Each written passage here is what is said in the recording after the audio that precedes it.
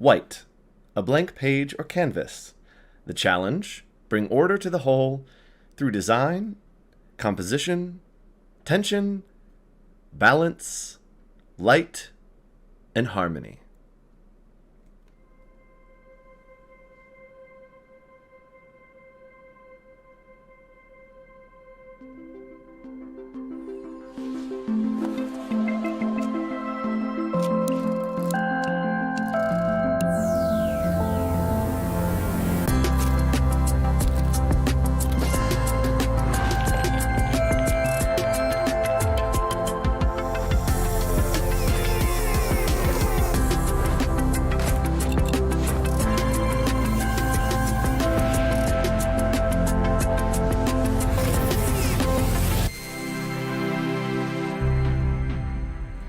Well, hey everybody, welcome back. That was a little opening from a musical called Sunday in the Park with George, which is relevant because, Nick, what are we talking about today?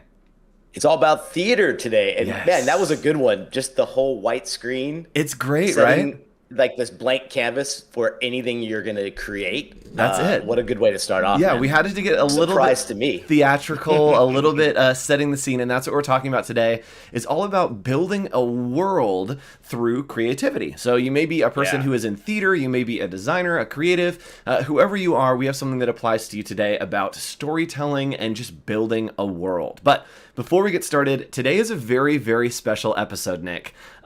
Yes. Where are we? What is happening on this episode right now? We are a little taped in advance, which is kind of the first time we've ever done it. But we are here and we are in chat. We are going to be in Discord. We're here to talk along with you and see how we're doing. Any Yes. of this is making any sense. But yeah, so first time that we're shooting this way. This is Right, great. it's crazy. So if you are watching right now, whether you are watching if you're watching the replay, thanks so much for watching. But this is not Yes, for hey, you. thanks. But if you're watching live like and and you're subscribe. watching, if you're watching the premiere, and you are wanting to hang out with us, we are over in Discord. So you can see the Discord link right there. Discord.gg/AAC, and over in the left here, let me minimize this window so we can see it. Over in the left here, you can see if you scroll to the bottom, there's a room that just says Classroom Chat. And if you join Classroom Chat, Nick and I are in there right now. We're in there right now, Yes. hanging out, giving some live commentary on this episode. Hi, Nick in the everybody. future. Hey, Yes, what's up? Hey. It's almost like backstage, right? Yes. This is like, everything about this is so theater. Yes. This is our premiere. You're watching the premiere right now. You're that's talking true, to us Nick. live. I didn't even think about we're that. Yeah. backstage. Yeah, exactly. I So know, come on. right? So come join us backstage in our Discord, and we'll be hanging out and, again, giving live commentary on this episode, which is happening right now. Again, if you're watching the replay, thanks so much for watching. We're not in Discord, or we might be. But You never know. you never know. Might as well join the Discord. I mean, take a chance and join the Discord. All right, Nick. So with announcements, there are some other things that are coming up that are very important in just a few weeks. And that is the one and the only Adobe Max. Adobe Max. There And we are go. going to the Max with office hours. Do you want to run us through the schedule real quick, and then maybe some ways that people can Absolutely. get involved? We are starting on Monday, October 25th, and we'll be doing an 8 a.m. Max Challenge. That's the day prior to really the big deal and the big day. And then Tuesday, the 26th, we will be doing Max Your Max, and that's at 8 a.m. Think of it as your pregame to the entire show. And we're going to tell you pregame. little things you should be looking for. And then at 5 p.m., we'll be on Discord doing a daily recap. I can't wait to do that because I think part of missing in this virtual space is that idea of recapping and talking to other designers and saying, wow, did you see this? What'd you think of that? So that's going to be our spot to do it. And then what are we doing on Wednesday? Yeah, we're going to be doing the same sandwich of the morning and the night, but we're going to be doing some live commentary on Sneaks. So just like this episode right here, where we'll all be having a watch party together and we'll be talking in Discord, we'll be doing the same thing with Sneaks as Adobe premieres some new things that they are working on. Then Thursday, another Max Your Max, and Friday, we have an office hour special. It's a super secret, super fun, and it's going to be one of our best episodes ever, I think. We'll see what happens. I think. And the way that you can get connected to all of this and all office hours is to go right here, bit.ly/ohcal. That will subscribe you to our Google Calendar for office hours. It will notify you every Friday when there's a new show, as well as our entire schedule for Max will be up on there so that you can follow along and track us. Wonderful. So fun. All right, Nick. Gonna be So a crazy week, man. it's gonna Crazy be week. it's gonna be a crazy week, but it's gonna be so fun. Can't wait. And let's go ahead and jump in because I think that we have a lot to talk about today and a lot of maybe hands-on stuff. Today's a wild card episode. As you guys know, it's something we've never done before. We're Yes. hanging out in Discord. It's pre-recorded. We're doing all this craziness. So Nick, where are we starting and what are we talking about? Because it's a little unconventional. Just like last week we had kinesiology. This week we're doing something a little Yes. unconventional. Where are we starting? Yeah, so we're starting this theater discussion, and we were just saying earlier before how different this one is, but yet it is the most vast probably topic. They go so hand in hand, theater, Yes. design, creativity. And one of the things I was starting to think about was in terminology, in ways that it has inspired our work or design that we get to do, it really does stem back to what has been produced and put together in theater. And you can even look at the outline or the overlay here of this blueprint of a typical theater. And one thing I found that was really cool was there are these terms called front of house and back of house. And that works in so many different ways, and we'll show you. But it really stems from this idea of the theater. Front of house is the lobby, the concession stand, the pre-show, right? Like Yep. think of it that way. Back of house is the stuff you don't see or is secondary, and that's the workings, that's the putting it together, that's the raw kind of stuff that's back there, second to the stage. Yep, and that's exactly what's happening on this episode is that there is the stage that you're seeing right now at the premiere, the episode that you're watching, but then there's also a back of house happening that is all backstage hanging out in Discord. So we are, again, living out the things that we teach here on Office Hours. Yeah. So continuing It's kinda on, neat. we're going to do a lot of comparisons of theater and then kind of talk about the similarities of ideas of theater. So we're going to compare theater to design, and then we're going to get Yes. into some comparisons of how they are together. So starting out, Nick, how do we create this experience using this idea of the front of house and back of house of design? Yeah, I like to use this in almost anything you do, and you'll see some other examples here. But where it really comes into play, where I learned this terminology more, was in restaurant design and working with developers and architects and interior designers to find that there is this difference when you think of even a restaurant, everything up front. In fact, some people are called the front of house manager and some people are called the back of house manager because it's such a different mentality. But here you can see the front of house, it's the show, it's the stage, it's the storytelling, it's all the stuff that the brand or the company represents down to the smallest details, right? You can see it in silverware, you can see it in napkins, Those and then you can see it chairs. in yeah, you could see it in everything. Yeah, look at those chairs. Look at that. That's some front of house, right? Folding chairs.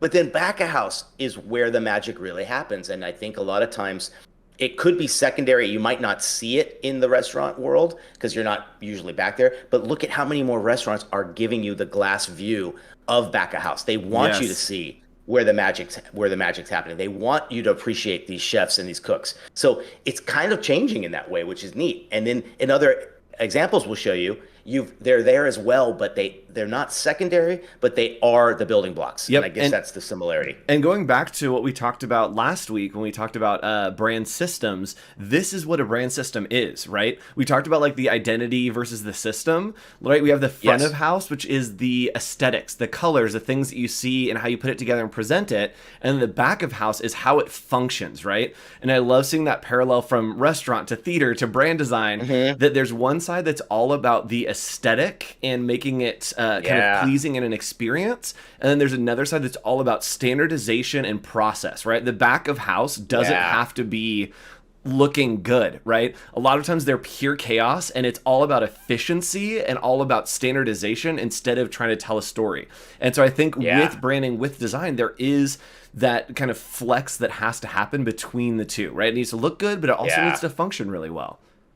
Don't you think the standards of back of house have even jumped higher with a lot of cooking shows and like Gordon Ramsay and people like that? Absolutely. Who have he's like an orchestrating leader in the back of that kitchen, and even down to cleanliness and order and politeness and how you treat each other. So I love seeing that idea that it's just as important, and the front of house can't happen without the back of house. I think that's Ooh. the right? That's the first way to look at it. Yes, and I think that we talk about this when we see a lot of student projects is we see the front of house presented, but then we're like, but I Oh, want more. yes. Like I want to see process, I want to see how you got to this idea. Hmm. I want to see the back of house of what's going on in the kitchen.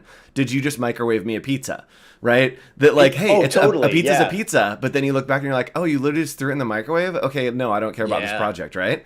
Yeah. Ooh. Or they don't even have, I had a student ask me the other day, like, how important is really sketching? I want to go straight to like vectors and whatever. I was like, no, no, no. Like, again, it's that same thing. You can see when that whole part is missing in design, Yes. where it might be beautiful, it might be aesthetically cool, but does it mean something? Maybe not. Yep. So Is there any intent behind it? we're just finding more and more ways, like you said, you can go so much further down the rabbit hole with this on how these things are in line in so many ways. And I'm almost more inspired too to start thinking this way, even though I feel like I did, not with this focus that we're talking about today. Yep. And we're going to move on to that idea front of house, but more specifically in packaging design because it's an Yeah. extreme and we have to talk about packaging design.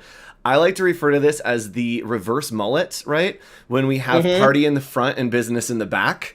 That's You'll see this exactly with it. a lot of packaging design. Can you talk a little bit about this idea? Exactly. You could see here just two great examples of how this works. The front is the stage, right? It's the theater. It's everything. There's hierarchy. There's attention to detail. Not to say that's not happening on the back either, but think about how these are positioned on shelves. The front is always showing, and there's a lot of science behind what's going to sell here. Now the back, you can even see on both of these. Look at the Lay's has this huge gutter. The back of house on the Cadbury Dark has the flap over there. It's almost like, okay, if we have to have something like that's a little bit manufactured, put it on the back. It should not Yep. go on the front, right? The seam never goes on the front. So there's a great sign there as well. But I think sometimes the back of house in packaging is harder than the front. Oh, absolutely. I think think that it's the difference. We talk Yeah. about this with branding is that the front is what can it be, and then the back is what should it be, right? We talk about that. Of Exactly. the idea of like explore something and figure out what it can be, not just like laying in what it should be, but you're stuck here with like, hey, there's stuff that has to be on here. So the back, here's what it has to be, and then the front is like, what can it be? And you have to learn to Yeah. balance that. And you even said too, like with theater, the back of house has to have order, structure. There's rules. Same with the back. There's a very little amount on the front that is basically regulated. Yep. On the back, that UPC code, that nutritional panel, the warning. If there's some reason to have a warning on there, or allergies, or whatever it is, oh, you have to stick to the rule. So what's interesting is this really is 100% that theater and front of house, back of house, right there. Absolutely, absolutely. Okay, so talking about set design, right? This is a little bit different, Yeah. and this is building more of that immersive experience. We're going to talk more about this of setting a context for the Sure. content. And that's really what set design is it's setting that context for you. You want to talk a little bit about this one, Nick? Yeah, I was looking at some visuals to show of this idea of what I had in mind. And when you think of set design, this is a cool little example, but you think of these layers, you think of the shadowing, the foreshadowing, the foreshortening, the way these things go smaller. I was just at Disneyland last week, and I Yes. still marvel every time I walk around there and you look at the forced perspective that's in the windows, just a second story above you makes it look like it's 4 stories above you. Yes. Love that kind of optical illusion. So here I'm thinking it's layers of welcoming elements, and it's setting the mood in a way that you will look at and you'll view from the audience side. So where do you think this primarily lives in maybe design and untheater inspired kind of industry? Sorry, before we go there, I was looking down and like looked distracted because I was on my phone because I just remembered something that you all should look up. So it's a TikTok Yeah. account called Shoebox Musicals. And this yes. guy basically builds musical sets in a shoebox and then does like the lighting and the smoke and like lowers things Oh my down. And it's just God. like a little miniature. So I if gotta you watch want that. to look at set design and kind of take that in, Shoebox Musicals on TikTok, it's one of my favorites. Wonderful. Oh, dude, I'm totally looking that Sorry, up. That's go great. go with where you were going, Nick. Continue on. Yeah, I was so distracted. where would this live? And I showed this example perfectly because this is what I was looking for, because I see this all the time when I'm at a certain place. But where do you think it lives in design, like untheater industries? Oh boy, movies? That's well, unentertainment, right? Like where else would you see it? Like this to me, think of where you walk in, think of where you enter a certain Retail? space. There you go. Look at this guy. Retail. He didn't even look at I the only I next only know slide. because I thought that. Then I was like, "What's the next slide? What's the next slide?" It's retail.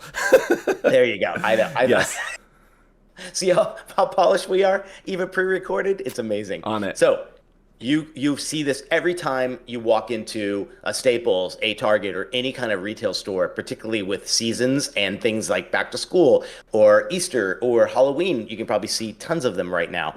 This idea is literally like building a stage. And if you look at even the headers that they create on the aisles and as it has a backdrop. So look at all of them have a backdrop that's almost like your backdrop on stage, right? Then there's the things that come a little bit closer and closer. Then there's the front and center, which can almost be like the actors or the main focus. And that is what is the seasonal shop called, the hanging ornaments, the props.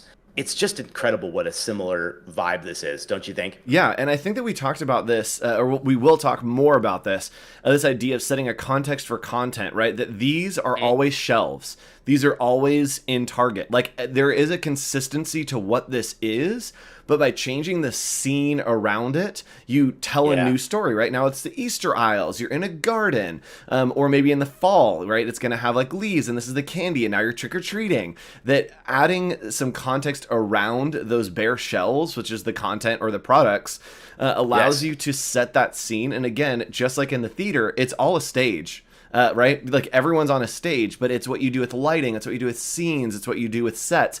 Everything kind of tells a different story and turns that stage into space or, you know, the Sahara or the Serengeti or wherever that you get transported by just creating a new context around it.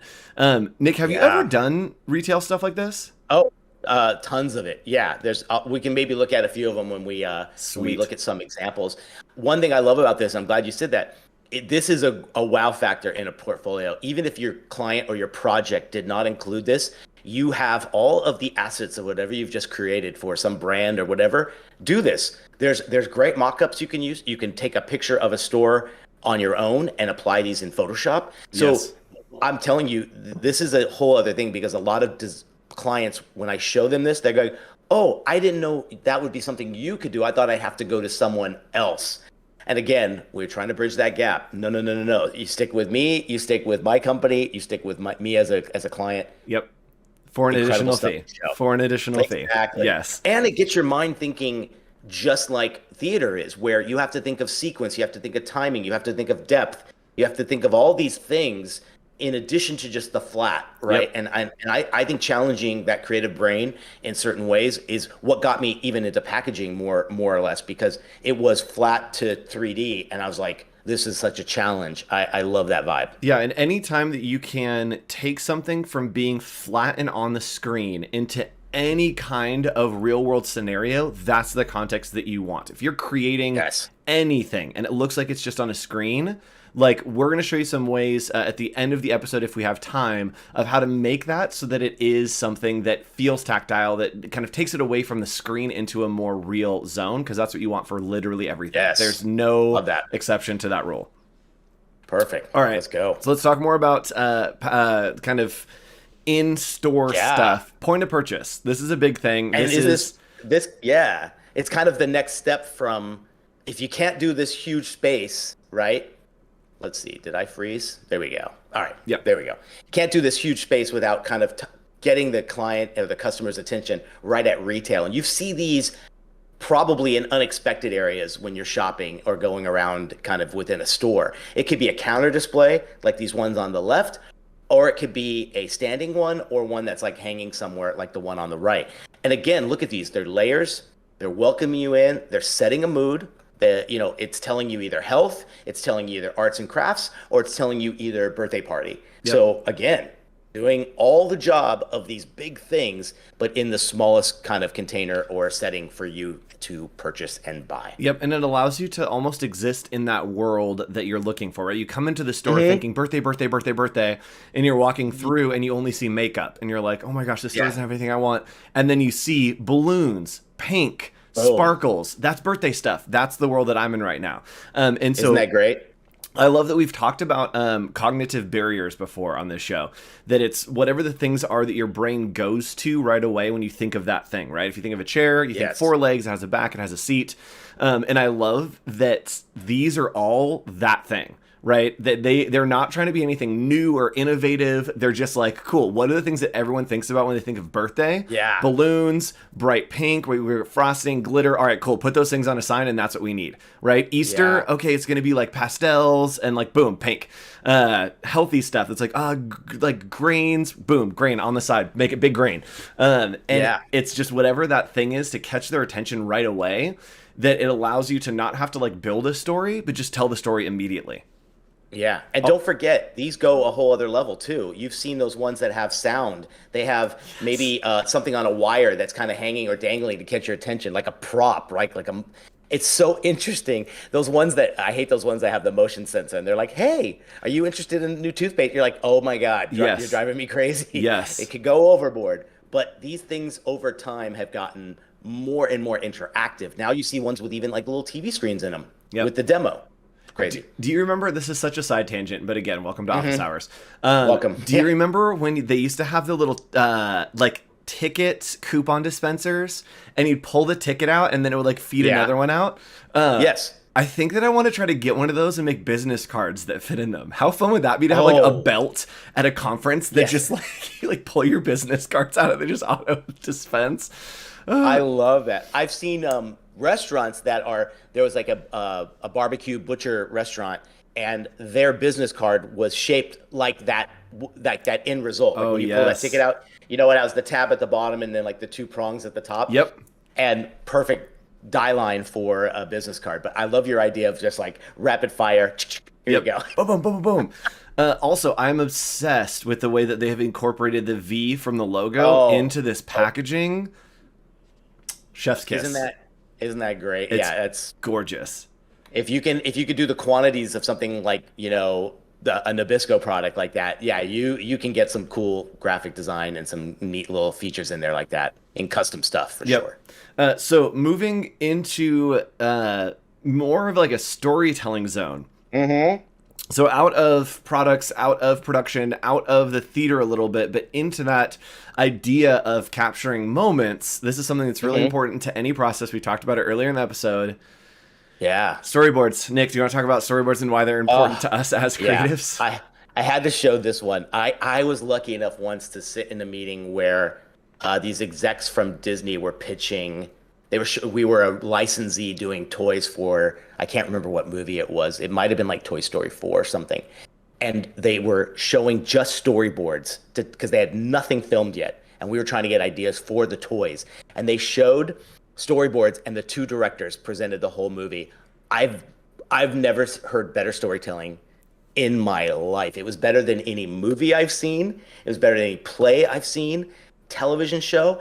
And it really goes down to, because why would you go to the next step unless you have this part approved, right? Yep. Rough drawings, preliminary ideas, the concept and the story have to be there before you do anything of rendering, anything of real. And I love this. It plays so well with what we do on a daily basis, and it encourages the strength and the real reason we do this prior to doing any real work. Yep. And this is where you build your world, right? It's easy to do a sketch, but if you're trying to build a world, do something like this. Have a bunch of thumbnails, and I learned this from our friends at DKNG. The basic idea that they tell everyone is to sketch small because you don't have to worry about detail. Yes. And I love that idea. Yeah. So you can Oh, totally yeah. cheat the system, sketch super small so you don't have to worry about the details. And when you're trying to create that world, you can do a ton of sketches at small thumbnails and not have to worry about every little detail. You can really just build that world around it. Which, again, That's continuing so cool. on, sketches are a huge deal, and I know that you do a ton of them, especially in your work. I'm not a sketcher, which I don't know if anyone's mad about that. I'm not a sketcher. I will go back and like do ideas, but my sketches usually happen on the computer as well. Well, I think too, there's a you can almost find in theater things that aren't so heavily planned still are quite amazing and good. The impromptu Yes. and doing right. And you think of Okay. comedy or things like that, Yes. right? So there was a musical, or it's not a musical. There's a show that was on Broadway called The Show That Goes Wrong.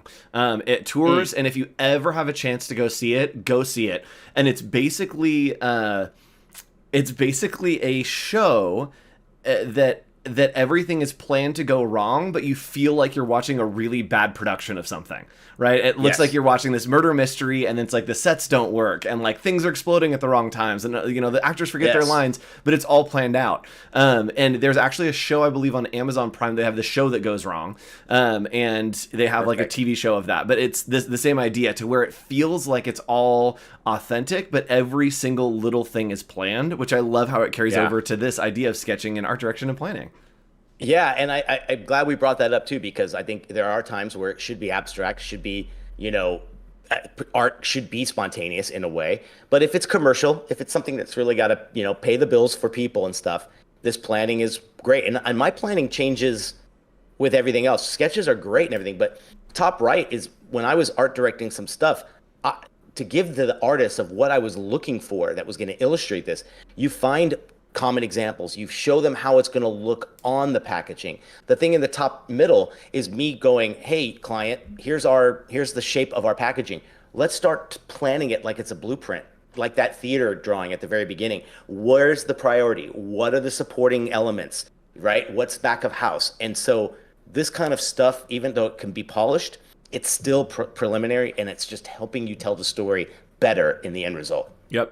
Man, I love seeing the plan and idea and then execution. Mhm. Because in your brain, you see the Yes. execution, you're like, oh yeah, of course it was like that. And then seeing the plan of like, oh, someone actually decided to make it like that. It wasn't just like that.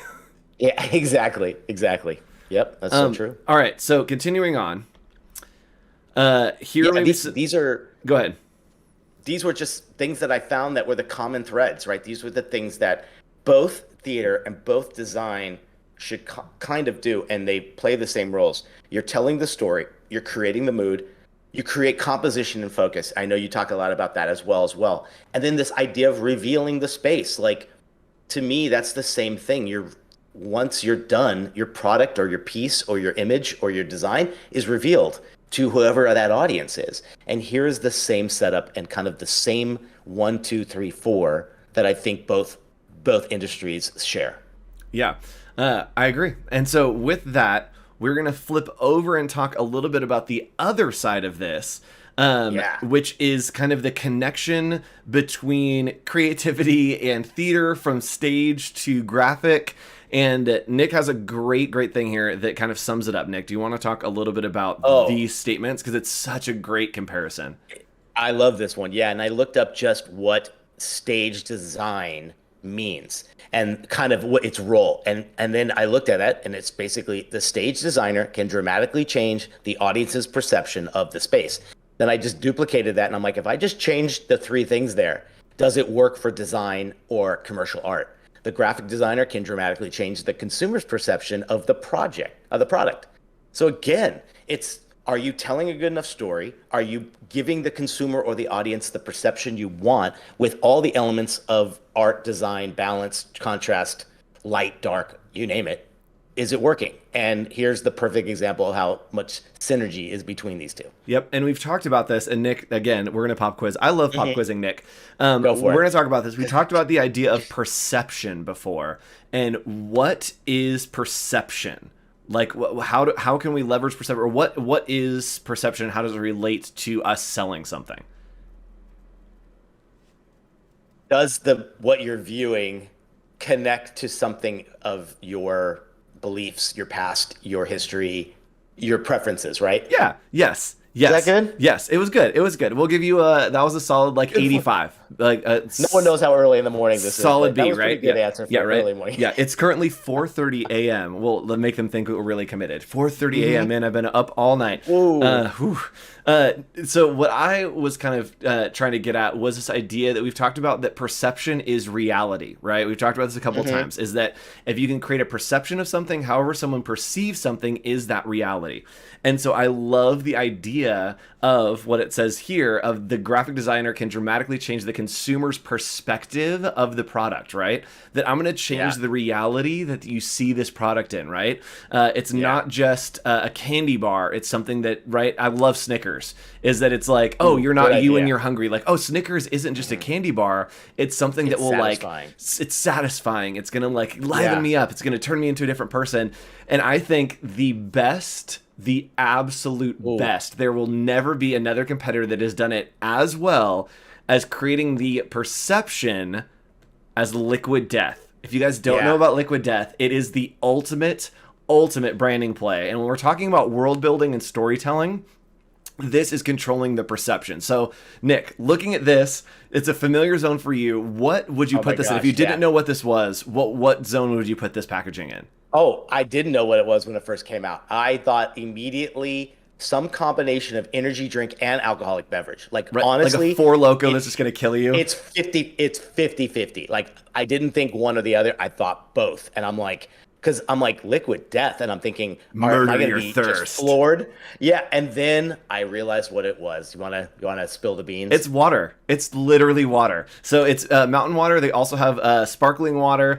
And Liquid Death is a brand that has been built for people that are at parties that don't want to be drinking. Maybe people that are sober, people that are straight edge, or people that just have had too much and need to sober up. Or the driver, the designated driver. Or the designated driver, yes. Or the person that's like, I want another drink, and you're like, oh, dude, try this. And they're like, yeah, and you're like, haha, whoa, hydration. This one floored me, right?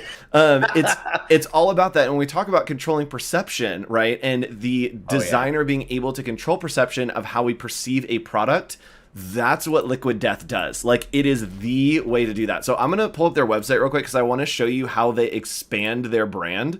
Yes. Because again, it is just the absolute best. And let me scroll down here. Oh my goodness. Okay, they have koozies. Okay. Oh no. I know. We might be ordering some. Right? So it literally is like they have this thing that's like death to plastic, and they're talking about aluminum, and they're like demons that are in hell. And they sell this full story. Oh, there's somebody giving blood. Oh, that's probably triggering to a lot of people. Sorry.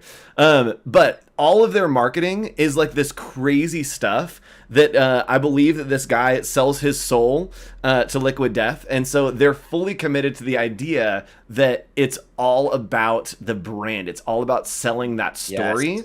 And again, it's all about creating the context for that content. It is literally water, but they have sold it like it's something completely different by changing the context. Yeah. And even almost, gosh, I don't know if this is like back of story in a way, but like you said, I don't think when I looked at this, I immediately went, oh, water in a can. Water in a can is kind of different. Like, we've seen it in that carton, right? Remember when it came out in the tall carton? Yep. The water box. This is a box of water, whatever. Yep. But this, to me, captures it in so many different ways because it didn't even make me think that. But on so many different levels, their messaging has merit, right? Give something cool to the person that isn't drinking, doesn't feel like left out of the party. Give something to the designated driver that makes them still feel hip, right? Save the earth with less plastic, right? It's just brilliant. And but instead of now saying I'm getting like it more and more. Yeah, and this is the controlling perception. Instead of saying something like, "Oh, stay hydrated," they're saying, "Murder your thirst." Right? It's all about that twist of how can you take something that is familiar and twist it into something that is new. So that brings me even that caddy it comes in. Yes, that's very beer and alcohol. Yep. So 12 pack. The way they put it in there. Come on. Again, you've heard me say this a million times. Good context makes great content, right? The content is water. Who cares? But now it feels like special water, which is the weirdest thing to say and the hardest sell, right? Is you've somehow made me think that water is special by just creating a good context. So haven't we been doing that with just soda for years? Yes. It's, again, look at Coke and Pepsi. They've been at war with everything. They're exactly the same thing. Yeah, it's like sugar chemicals, and you're like, but it's delicious. And it's all perception, and it's all lifestyle, and it's all what they make you want to feel when you see their advertising. Yep. Which is the reason, again, we're going into side stories here, but that's what we do on the show. Yeah. Coca-Cola. So if you've ever seen the Coca-Cola polar bears, Coca-Cola invests a ton of their marketing money into the off seasons, right? Because it's easy to sell Coke when it's hot in the summer. You show Christmas. You show like a hot day, you show sizzle, you show some ice and some Coke, you got it. Christmas, they created these characters of these bears. They do these super super extravagant commercials that are super expensive. Crazy. To try to make it a tradition is to be like, oh no, Coke is also a part of the holidays. And you're like, it's free. It's like 12 degrees outside. I don't want a frozen Coke. But they're like, you do want a frozen Coke. And we buy it. And you remember, and now it's a staple. Yep. Of every day because they've changed your perception with the content. Yeah, they changed that context so that you understand the content, that it's not just people on the street in the hot summer day drinking Coke, it's polar bears in the North Pole drinking Coke. And that context makes it so that you want more of that content. And if you don't think those ads are theater, look again. Theater. Right. And speaking of the theater, this is a great way, and this is all that theater is, setting a context for content. And we all know Hamilton. Hopefully you've watched it. Hamilton's an amazing show. But Hamilton did exactly that. It literally took the content, right? It's history. We know the stories, right? Okay, cool. Hamilton, and then like Aaron Burr, and then like they fought, and like one guy got shot. Like we know that from history books. But Lin-Manuel Miranda changed the context and said, okay, what if the context was like more like hip hop? What if it was like a rap kind of thing that we told this story in, right? The context informed all that content. So on the left, you can see those are the actual Schuyler sisters. And then on the right, you see the Schuyler sisters and you think, oh yeah, that's Hamilton. And that works, right? That they're there and they're doing the like, and Peggy, and then they're like, work, like doing their whole thing, singing the song. And it just makes sense, right? On the left, if any of those people sang any song, I would be like, I'm sorry, what's going on? Why are you singing? But by changing the context, that familiar story and that content has stayed the same. So has been transformed. So if you have ever seen a show called Godspell, Godspell is literally just like passages from different stories in the Bible. And the great thing about Godspell is it gives you the content, but the whole thing with the show is that none of the creators intended any kind of context, which I love. So every time you see Godspell produced, it's with clowns in a circus, or it's high schoolers in post-apocalyptic world, or it's astronauts floating through space. The context of what the show is can change depending on who's doing it, but the content, which is the script, all stays the same. So it's the ultimate example of this. So Nick, let's do a fun little exercise that I think is going to be good. And for everyone at home, this is your homework this week that I want you to put in Discord when you're done. We're giving you homework. Let's do this. So this is how we investigate and discover a new context for content. So Nick, I want you to pick a familiar story, any story that's not Goldilocks. Where the Wild Things Are. Oh, Where the Wild Things Are. All right. Familiar story, Where the Wild Things Are. If you haven't read it, Mari Sindak, fantastic book.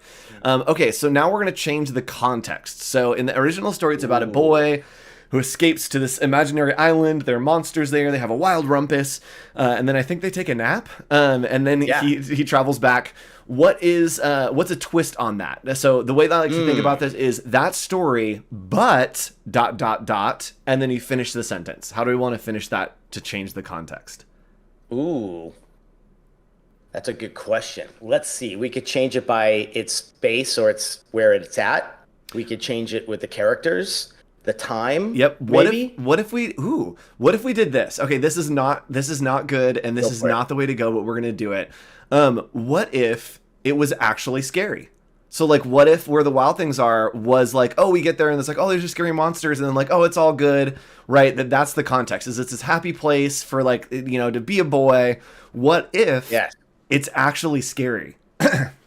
Right, he gets there and then it's actually scary. So what happens? So in the original story, he runs away and goes to this imaginary island, has this wild rumpus, meets these monsters, becomes friends, takes a nap, and then eventually goes home. So the original story, we've got the content, but it's scary in this new context. What happens, Nick? What happens when he goes to this island? Oh my God! So maybe it's just a whole chase. It's literally him finding shelter, having there's some dilemma. Who knows, right? Like, I mean, it could be anything. I love the iconic page 2 of them swinging on the branches, and it says like, let the wild rumpus start or whatever, but it's him like swinging away from something that's like reaching to grab him. It's a full-on chase. So right? it's literally Home Alone but serious. Yeah, again, just changing that little bit of context makes me think that it's not, where the wild things are isn't a reference to this place, this magical place that you can go. It's a reference to like being somewhere and being like, where are the wild things? Like where are the wild things, right? Yeah, and it changes that context in the whole story. And to me, again, it's like, oh, that's kind of interesting. That would be fun to read. So yeah, that's great, and it's a fun exercise, which I want all of you to do. Pick a story, change the context, and then retell that story. But that's what we do with creativity and with design, right? Exactly. So we start out, we understand the client's brief, right? The client gives us a brief, tells us their goals, tells us a story of their company, and then we need to discover the context of what's the persona they're going after, what's the art direction we want, how can we tailor a new context to tell that story, right? And I'm trying to think of a company who's done a rebrand recently. Who's made like a big... Oh, so this is one that always pops to mind. I believe that it was Maybelline. Mm-hmm. I want to say that it was Maybelline. It may have been a different makeup brand. Okay. But it started out with maybe, maybe she's born with it. Maybe it's Maybelline kind of thing. They did a rebrand, right? And they're telling the same story, right? The same story is that like, the makeup makes you gorgeous, maybe it's natural, maybe it's Maybelline. It's this idea of telling a story of like empowerment through makeup. And so they changed the context of that, and they launched a campaign, and it was women of all different backgrounds, all different ages, just with like, the like most big audacious makeup, just very subtle makeup, the whole gamut. And then they finished it and they said, "You are what you make up." And I thought that was the greatest tagline ever, because they changed that context and shifted just so much, right? You understand the brief is that we're trying to empower women through makeup, and then you switch the context a little bit, and it's like, oh, it's not about us. It's not maybe it's Maybelline. It's about you. You are what you make up.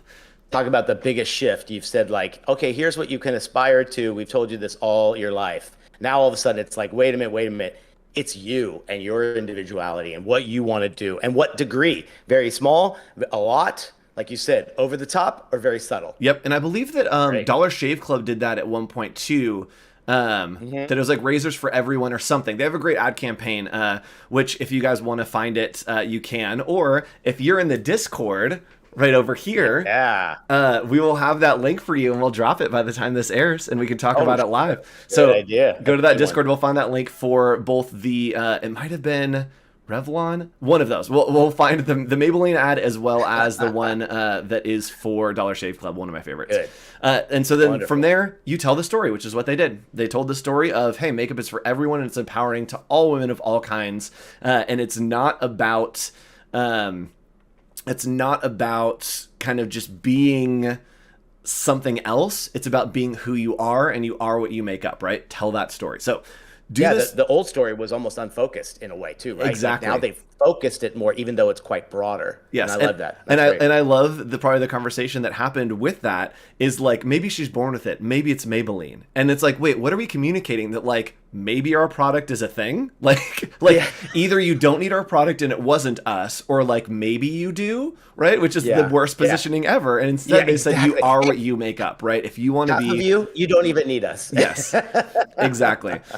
So which could be a good thing. Yes, the summation of all the things that we talked about here today is this: use context to sell your content. Whether that's for a client, whether that's point of sale, whether that's with a product, you have to have a context around something to be able to deliver that content well and correctly. I totally agree. Yeah. So Nick, this is you should put this on your wall. I should put this on my wall.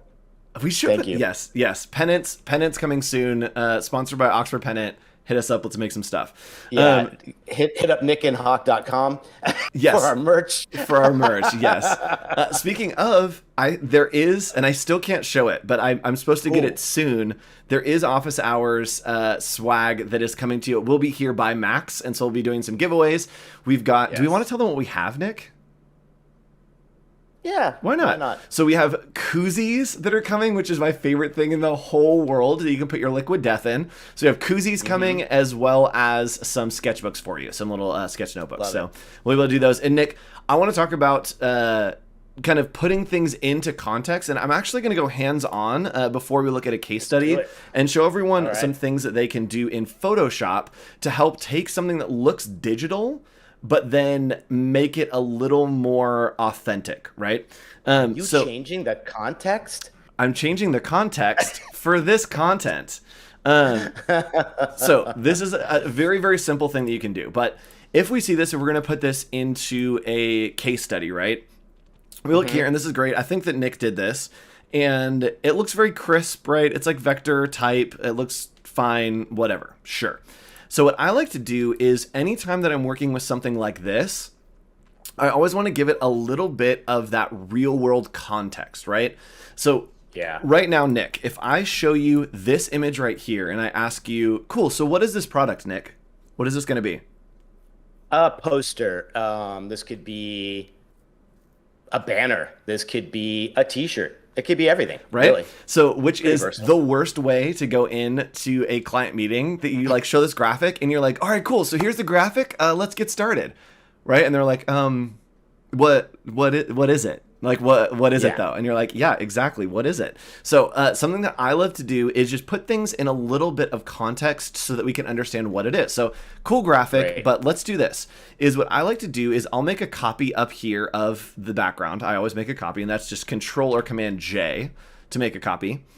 And I'm going to leverage the noise feature of Photoshop. So we're going to go to Filter, we're going to go to Noise, and we are going to add noise.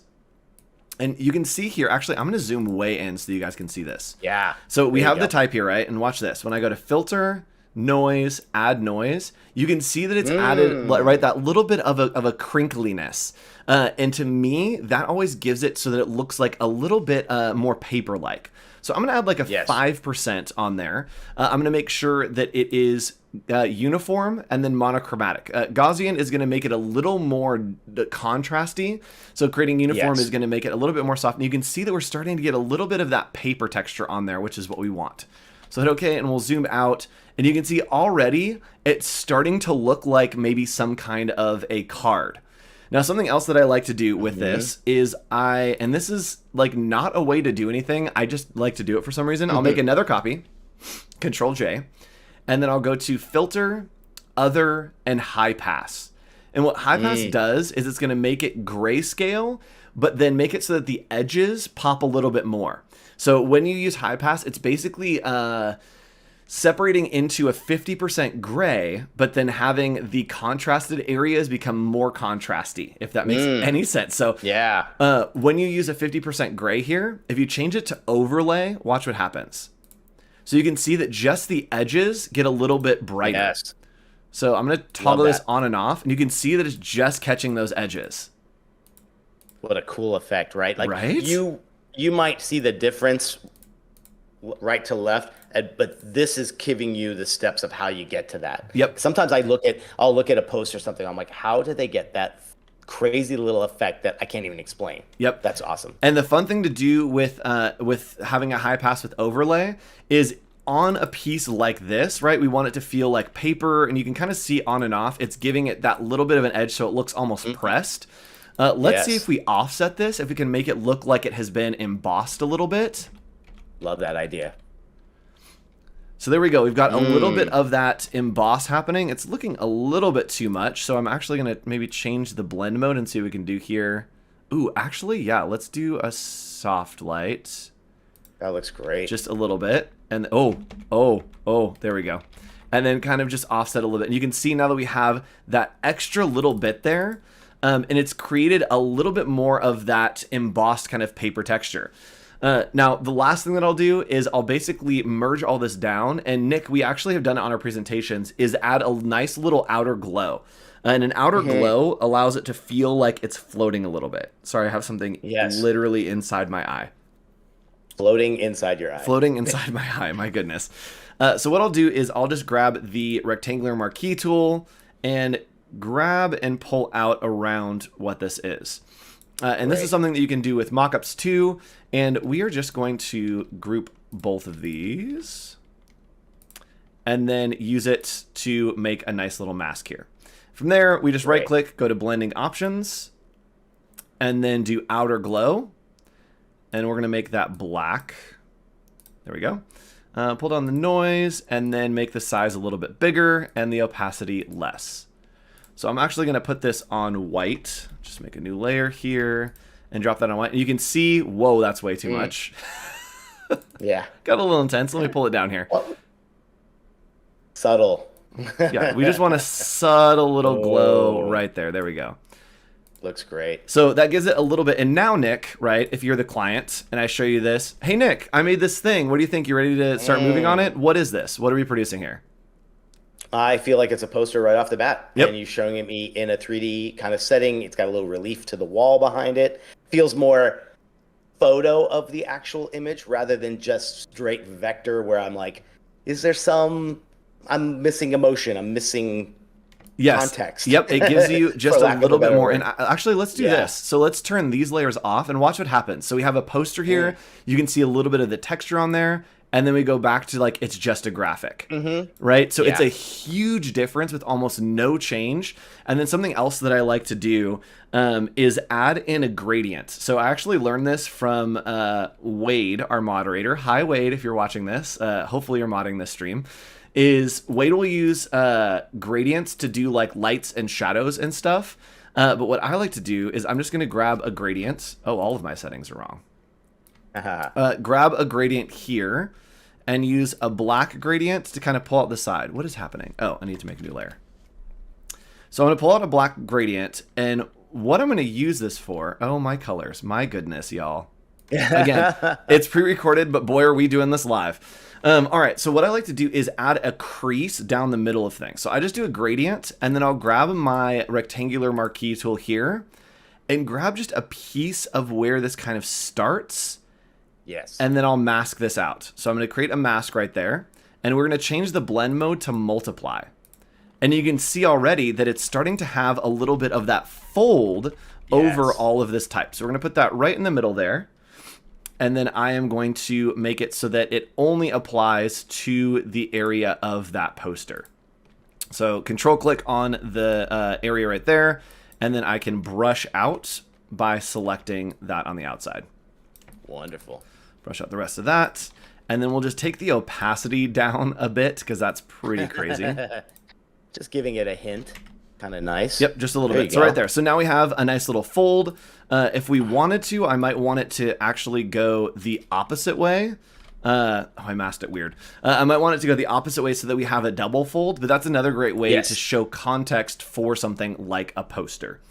Especially if you want to make it look like it's been put up somewhere or, haphazardly and it looks like a post somewhere on the side of a building or something. Yep, and if you're posting on Instagram or Behance or wherever, put it in context. And I want to look at a case study from you, Nick, that did a great job at telling the story, setting the scene, and really setting the context to show off the work from this project that is It's a Cinch by Dex. It's a cinch. Can you tell us a little bit about this and kind of the process going through it? By far, one of the biggest projects. We wound up designing 75 different stuffed animal toys for this company. Yeah, this was a nuts, but it really, I wanted to tell a story in this thing all the way from the first meeting, the meeting notes, everything. These were the big post-it, poster board things that we had on the wall. And then talking about style, vibe, and character development, because we wanted the characters to be like named, specific colors, they had traits, they had personalities, so kids could really attach and kind of pick their own. Then we looked at competitive samples and what was out there in the marketplace. What were the little features? I love this style and vibe. This is texture and material. These were the things we saw that we wanted to be storytelling bits and pieces to the pieces. Everything down to the stitching and the embroidery, the customization of it. Then we worked with our artists in developing all the characters. This is like kind of putting together a play in a lot of ways. Like this is these costuming. Were the star characters. Yeah. Right? Exactly. Concept How art. floppy are they? Do they look like they're worn? Do they have patches? Do they look like they've been handed down? All of these things like now start telling the story of who these animals are going to be. Then we got into the different groupings. So now they're cast. They're almost like we have the jungle cast, we have the farm cast, we have you name it. What are the colors starting to look like? Before we even apply them to them, we're looking at the vibes here as far as, and even naming them. Like, what do we want them to be? Do we want bright and vivids? Do we want rust? Do we want this subtle hint of hues? it went on and on and on. This was And probably like a 9 month piece. yeah, I love that you're aware of the context that already exists, right? We need to make these characters designed pink as they are essential to infant products. And if you guys want to check this Exactly. out, we'll be talking again in the Discord, which is right over More there and hanging stuff out. there. We'll drop this link here, but look, I'm just gonna like free scroll. This is the most insane case study of all time. And yeah, just has all of these amazing projects. And look at how amazing they turned out. Yeah. They're gorgeous. I think the very last one shows the theater. Keep going all the way down. You can see there. Oh, scroll up a little bit. There we go. We had to create a whole one more up, one more, two Right more. there. There it you go. is. That one. Yeah. So again, what does this look like at retail? We had to build this before it even landed anywhere at stores. So it's really, really cool storytelling for sure. I love that this is everything we've talked about today. It is creating the context. It is taking those sketches that you had and not only making them physical products, but also setting the scene for the full story, right? We're exhibiting all of, you could do this and just have this as a case study and just break down this, right? That it's like, oh, here's this element, here are all the sketches, here's this element, here's the process. Oh, this element too, that this has brought all of that together into the theater of a presentation of design from start to finish, which is awesome. Love it. Great job, Nick. Woo. Thank you, MVP. man. MVP. So with that, thank you so much for joining us for this, our first live pre-recorded episode. If you're in Discord, hang out there. We'll hang out a little bit and debrief. And other than that, we have one more quote from Sunday in the Park with George that I'll leave you with as I cut to white. So set your stage, go into the zone, and we'll see you next week. Anything you do, let it come from you. Then it will be new. Give us